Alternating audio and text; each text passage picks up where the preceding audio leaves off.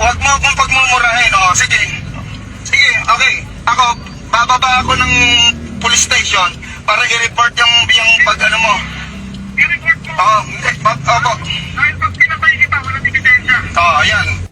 Hindi itinanggi ni National Bureau of Investigation Director Attorney Melvin Matibag ang kumakalat na recorded phone conversation sa social media nitong weekend.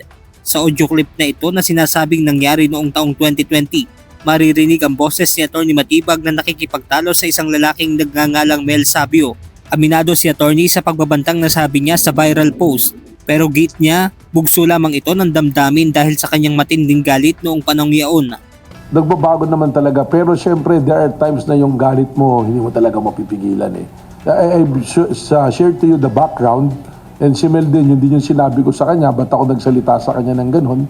Inala ng NBI Director, maaaring ipinakalat ang nasabing recorded audio matapos ang kanyang pagharap sa House Committee on Justice bilang isa sa mga resource person sa isinagawang impeachment proceedings laban kay Vice President Sara Duterte.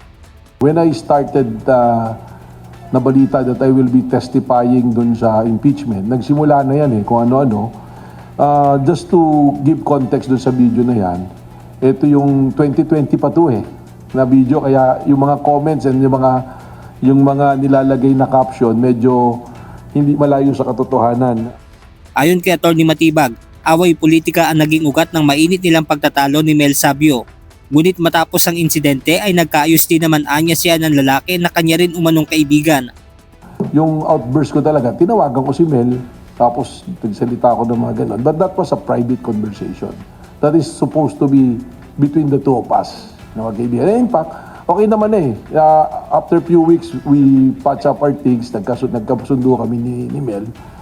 Wala na yan, except that lumabas kasi yan doon sa isang social media account sa San Pedro na politically din yung inclination that is against the interest na political nung wife ko, no? Samantala, base naman sa ginawang identification ng NBI, tinatayang nasa 400 social media accounts ang kanilang tinitingnan na sangkot sa kumalat na audio clip.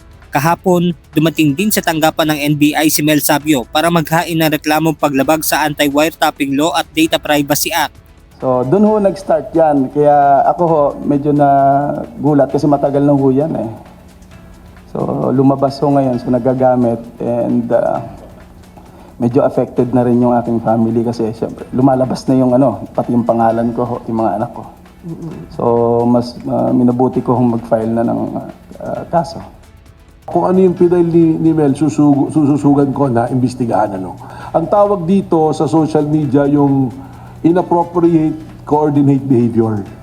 Ibig sabihin, pansinin nyo, grupo yan, post sila, sabay-sabay, isa yung kamada nila, tirada nila.